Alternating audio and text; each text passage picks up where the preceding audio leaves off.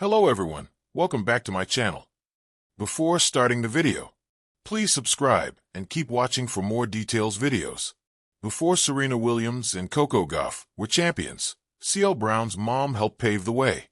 This episode of the CL Brown Show features someone who knows our host well, Carolyn Archie, the mother of Courier-Journal sports columnist CL Brown, was recently honored with a Last Southern Award for her tennis career and is this week's guest. Archie, who was recognized ahead of last month's Winston-Salem Open, talks about being selected to train at Hall of Famer Dr. R.W. Johnson's elite tennis camp for young black players during segregation. She shares how she once taught Arthur Ashe how to dance, and she explains why she didn't force her son, CL Brown, to play tennis as a kid. A new episode of this podcast, hosted by Courier-Journal sports columnist CL Brown, posts each Wednesday.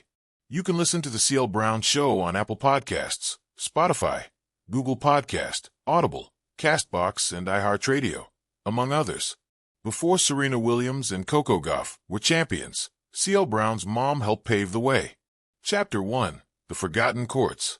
Before Arthur Ashe Stadium became the beating heart of American tennis, before Serena Williams raised 23 Grand Slam trophies, before a 15-year-old Coco Gauff shocked Wimbledon in 2019, there were courts with cracked asphalt, bent fences, and faded lines where few cared to look. It was here, in a neighborhood far from the country clubs and manicured lawns of tennis's traditional elite, that Mrs. Evelyn Brown, CL Brown's mother, began her journey. She wasn't a professional. She wasn't in the papers. But she carried a racket like a torch. She believed in tennis at a time and in a place where the game had no space for women like her, black, working class, uninvited. In the 1970s, Evelyn found herself drawn to tennis through old televised matches she caught on a flickering screen. She watched Arthur Ashe defeat Jimmy Connors at Wimbledon in 1975, and she said to herself, "If he can walk onto center court, maybe one day, our children will too." Chapter 2: Breaking Barriers Without Headlines. Evelyn played on courts where nets were tied together with rope. When the sun set, she strung up her car's headlights to squeeze in a few more practice serves.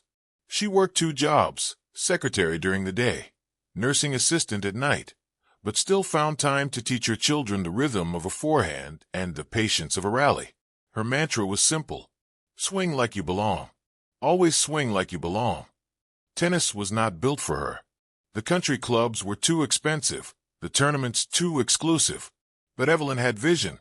She wasn't just teaching her son CL or the other neighborhood kids strokes and serves. She was teaching them possibility. And in those days, possibility was as radical as victory. Chapter 3: A Quiet Movement. Evelyn was not alone. Across the United States, in small parks and community centers, black mothers and fathers were introducing tennis to their children, not because the system welcomed them, but because they saw freedom in it. Richard Williams in Compton would later become famous for his plan for Venus and Serena. But years before the spotlight, women like Evelyn were already sketching blueprints of belief. She organized weekend clinics with borrowed rackets. She convinced the school board to let the community repaint the cracked courts at the middle school. She even petitioned local businesses to sponsor youth tournaments, often with prizes as modest as pizza coupons or backpacks. The seeds she planted rarely made headlines, but they rooted deep. Chapter 4: The Ripple Effect. When Serena Williams and Venus Williams rose in the late 1990s, the world gasped. 2 sisters from Compton, coached by their father, crashing through tennis's most exclusive gates. But for Evelyn, watching from her living room, it was more than spectacle. It was confirmation. She turned to her son CL and said, "You see, we've been walking this road a long time. Now the world's finally watching." The Williams sisters carried the fire, but that fire had been kindled for decades in places like Evelyn's hometown, where mothers gave their kids old wooden rackets, where communities held bake sales to buy new nets, where black families insisted their children had as much right to the baseline as anyone. Chapter 5: Gauff's Arrival. Fast forward to 2019. A new name burst onto the scene: Coco Gauff, just 15, defeating Venus Williams at Wimbledon. The symbolism was staggering. The young phenom toppling the pioneer who had once toppled the gates. Evelyn, older now, sat in her armchair with tears in her eyes. "Full circle," she whispered. For Evelyn, Coco wasn't just a rising star. She was proof that tennis was no longer just a game allowed for outsiders. It was a game they could own, shape, redefine. When Coco raised her arms on center court, she carried with her not just her parents' sacrifices, but the invisible weight of generations of mothers like Evelyn, who carved paths without applause.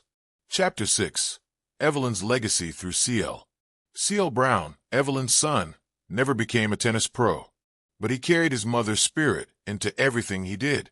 As a journalist, as a community voice, as a man who knew what it meant to have someone believe in him before the world did. He often said in interviews, "My mom was my first coach, not just in tennis, but in life. She taught me that breaking into spaces that weren't built for you is an act of courage." Evelyn's impact wasn't measured in trophies. It was measured in echoes. The way her story lined up beside Serena's determination, Coco's brilliance, Naomi Osaka's confidence, and every young girl today who picks up a racket and believes she belongs. Chapter 7. The Hidden Army. Before the spotlight ever found the champions, there was an army of mothers, many unnamed, many unrecognized, who paved the way. They were the ones who saved lunch money to buy used rackets, the ones who braided hair courtside between matches, the ones who worked double shifts to afford junior tournament fees, the ones who endured sidelong glances at country clubs, refusing to flinch. Evelyn was one of them, a single name in a vast constellation of unsung heroes. Without them, there is no Serena, no Venus, no Coco, no Naomi, no Sloane Stephens, no Madison Keys. Chapter 8. Beyond Champions.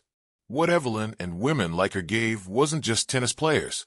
They gave the sport its future. Serena Williams' dominance redefined excellence. Coco Gauff's rise symbolizes youth and resilience. But both stand on the shoulders of community builders, quiet fighters, and mothers like Evelyn Brown, who swung at cracked asphalt courts and said, "This matters." They were never invited into the halls of fame. But every time a black girl stands at the baseline of a Grand Slam final, every time the crowd erupts in Arthur Ashe Stadium, every time a child dares to dream of Wimbledon, the echoes of Evelyn's swing are there. Chapter 9. The Eternal Rally. History is not written only in headlines. Sometimes it's written in the invisible work, the unglamorous hours, the unwavering belief. Evelyn Brown may never have lifted a trophy, but in her own way, she helped pave the road that carried Serena Williams to immortality, that lifted Coco Gauff into the global spotlight.